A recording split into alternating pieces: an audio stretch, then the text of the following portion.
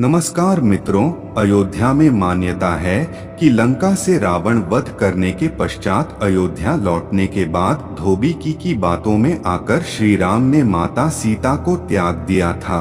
उन्होंने माता सीता को वन में छोड़ने की जिम्मेदारी लक्ष्मण को सौंपी थी। वन में पहुंचने पर माता सीता को जब पूरी बात मालूम हुई तो उन्होंने यह श्राप दिया था कि अयोध्या हमेशा उदास रहेगी। माना जाता है कि हर साल लाखों श्रद्धालुओं के अयोध्या पहुंचने के बाद भी कभी इस शहर में तरक्की की बयार इसी श्राप के कारण नहीं बही। रामायण के अनुसार जब भगवान राम ने आम जनता के बीच फैली अफवाहों के चलते सीता को वनवास भेज दिया तो सीता ने अयोध्या को श्राप दिया था। उन्होंने कहा था कि अयोध्या के लोग मेरी बिन बुलाए वापसी का इंतजार करेंगे, लेकिन मैं अयोध्या हरगिज नहीं लौटूंगी और कभी मैं अयोध्या में नहीं रहूंगी। अयोध्या से मेरा नाम मिट जाएगा। अयोध्या हमेशा उदास रहेगी। सीता के इस श्राप के कारण अयोध्या में कई तरह की समस्याएं उत्पन्न होने लगी।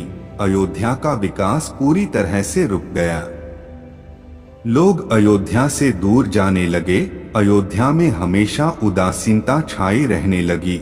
हालांकि कुछ लोगों का मानना है कि सीता का यह श्राप केवल एक प्रतीकात्मक श्राप था। इसका मतलब यह था कि अयोध्या तब तक उजड़ी रहेगी जब तक कि लोगों को सीता के प्रति अपने कृतज्ञता का बोध न हो जाए।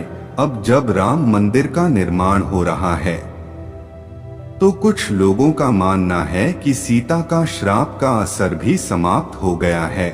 वे कहते हैं कि अयोध्या अब फिर से समृद्ध और खुशहाल बनेगी। यहाँ सीता के श्राप के कुछ संभावित कारण दिए जा सकते हैं, जिसमें से पहला कारण है सीता को अयोध्या से निकाल दिया गया था।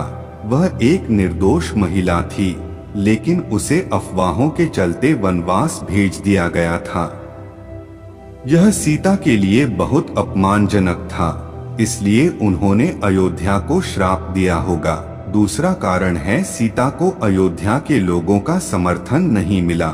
जब उन्हें वनवास भेजा गया तो अयोध्या के लोगों ने उनकी रक्षा नहीं की। इससे सीता को बहुत दुख हुआ होगा, इसलिए उन्होंने अयोध्या को श्राप दिया होगा।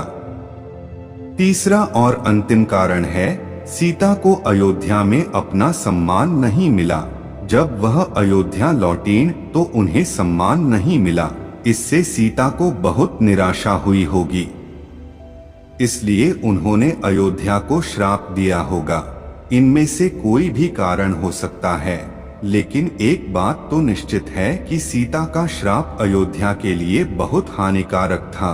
अगर आपको मेरी बताई गई बातें अच्छी और सच्ची लगी हो तो कृपया आप मेरे चैनल धार्मिक भावना को सब्सक्राइब करें तथा मेरे इस YouTube वीडियो को लाइक और शेयर जरूर करें, क्योंकि धर्म के प्रचार प्रसार के इस नेक कार्य में आपका सहयोग अपेक्षित है।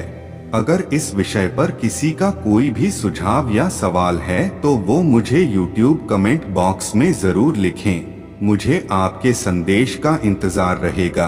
तब तक के लिए धन्यवाद।